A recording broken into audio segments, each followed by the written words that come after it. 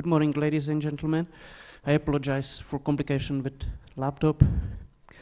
So, on May the 8th, we commemorated in Czech Republic not only the 81st anniversary of the end of World War II in Europe, but also the 343,000 victims from the territory of interwar Czechoslovakia. However, this traditional figure is not complete. The victims of post-war violence must also be included. The wave of violence didn't subside on May 1945. On the contrary, it was replaced by the justice of the victors.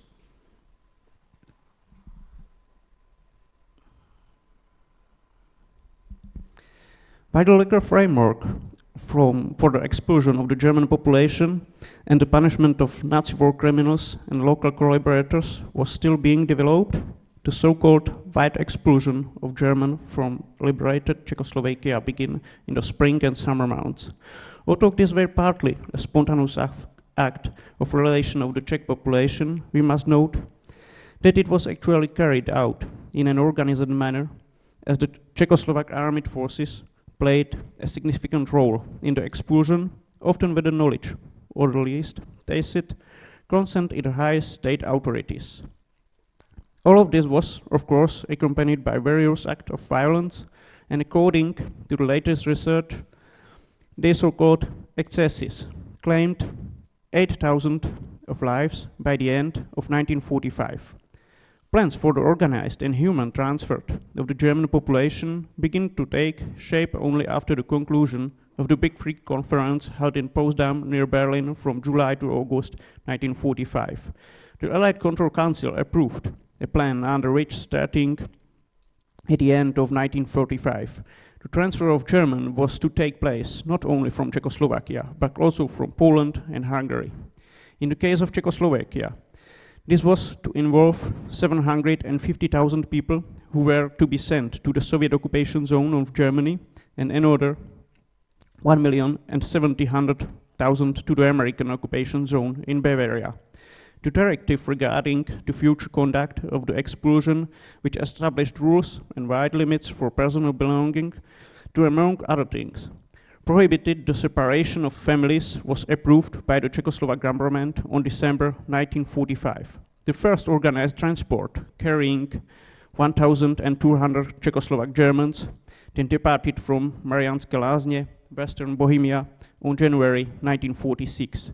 The last transport to the American occupation zone left Czechoslovakia in November 1946. But let's return to the spring and summer of 1945, when the expulsion of Germany in various locations was accompanied by dozens of incidents of mass violence. Among the acts of mass violence mentioned above, the massacre that took place in June 1945 at Švédské Šance in the municipality of Horní Moštěnice near Přerov, it's Middle Moravia, hold a particularly special place. It was carried out by members of the former First Czechoslovak Army Corps, which had been liberating Czechoslovakia. It was entered the concurrence of the professional public, not only because of the high number of victims, 265 exhumed, but especially by the fact that nearly half of the total number of victims were women and more than a quarter were young and underage children. The massacre at Švédské Šance was also one of the first brought to light by Czech historian after 1989.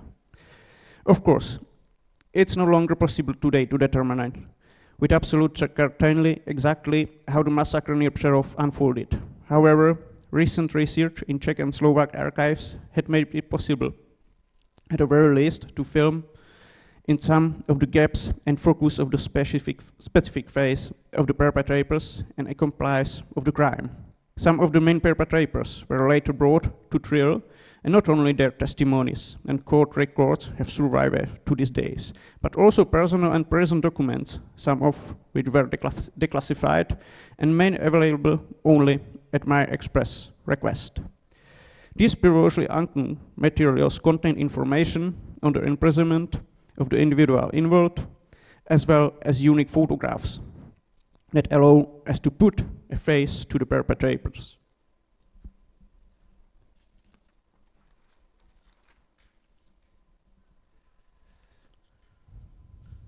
In recent years, a number of theories have been put forward by various journalists, columnists, and writers claiming the Soviet advisors, KGB officers, Minister of National Defense, Ludvík Svoboda, or even Czechoslovak President Edvard Beneš, who was known for his strong anti-German stance, were also involved in the planning of the massacre of Švédské šance.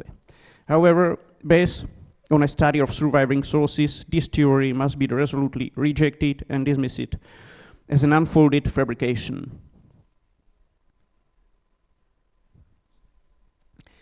As is often in case in history, the reality was likely much simpler, and unfortunately coincidence played a role here. The sources clearly indicate that as a part of the post-war movements of military units, refugees, prisoners of war, and other groups of people who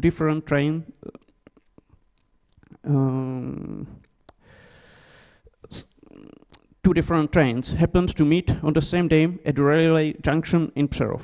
The first to arrive at the marshalling yard near Lověšice was a military transport. It consisted of members of the former 1st Czechoslovak Army Corps returning from a ceremonial military parade.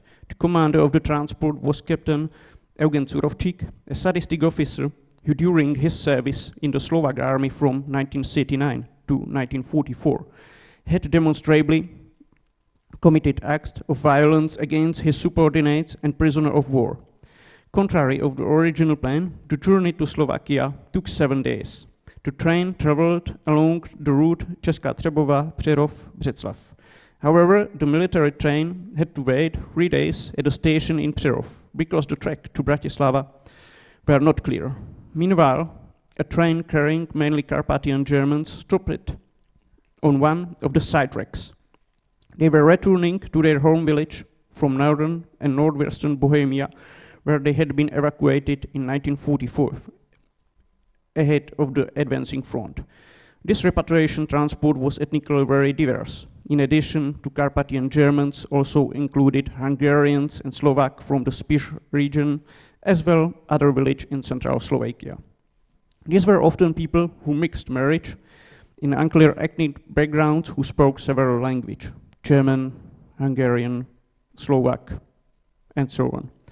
The military transport carried the regiment's 1st Battalion, support units, and the staff, which include, amongst other, an intelligence officer and a 2nd Lieutenant Karol Pazur, along with Jewish Sergeant Bedřich Smetana. When Pazur heard German being spoken on the neighboring train in the station, he began checking passengers' identification with the assistance of Sergeant Smetana.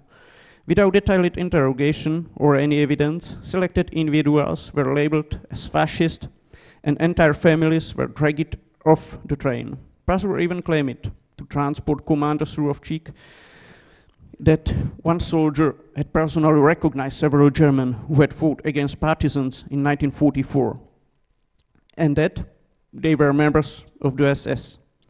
Doing this way never proved. On this basis, Zurovčík agreed to their punishment, although he himself didn't participate in the subsequent murders.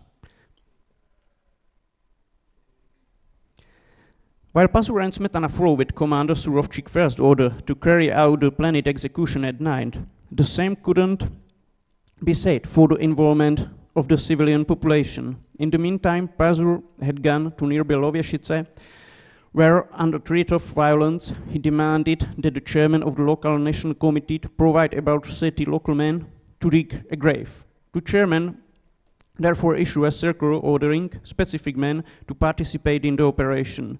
Some of them thought they were going to dig a grave for dead military horses and subsequently headed to a nearby hill known as Švédské šance. In the evening, a 265-member procession accompanied by soldiers with submachine gun also arrived there. The Carpathian Germans were then lured to the top of nearby hill with a promise that they were going to be housed there. According to Jakub Harabin, neither Pazur nor Smetana personally participated on the killings, but they supervised the confiscation of money and jewelry. This was also confirmed on his testimony by another soldier present, Geza Gladic, who stated that the killing spree lasted from midnight until 4 o'clock a.m. Afterward, men from Nověšice... Please, Pavel, one more minute. One more minute. Okay. Please finish, because we have a Zoom connection in 11:30. Pazur, Smetana and Surovčík continued to serve in the post-war Czechoslovak army, and during July and August 1945 they were interrogated in that order and independently of another of the relevant intelligence officer departments on their respective garrison. Pazur and Smetana's statements were very similar on key points. Neither of them denied their guilt in principle, of the contrary. Pazur was very proud of his action. Quotation, "I led this operation myself and carried it out so perfectly that not a single one of them remained alive. I would like to point out that I was fulfilling my patriotic duty." End of quotation. So, to conclude. I want to say the main organizers of the mass, and mostly likely also murderous massacre at Švédské Šance near Přerov, were at least particularly punished under the so-called limited democracy of the Third Czechoslovak Republic, 1945 to 1948, and the emerging communist totalitarian regime. Bedřich Smetana received only temporary detention due to his escape. Karel Pazur is ultimately sentenced to 6 years imprisoned, and justice eventually caught up with Eugen Surovčík later for other crimes. However, none of these 3 men, at least according to numerous witness testimonies, was the direct perpetrators of the executions. Surovčík merely gave to Pazur and Smetana his tacit consent, and they gave the order of their subordinators. Of the 20-member Maro squad, only 1 man, Jakub Harabin, later confessed to the killings, but his voluntary statement never reached to the chief military prosecutor, and he thus went unpunished. So, this is some sources, and thank you very much for attention.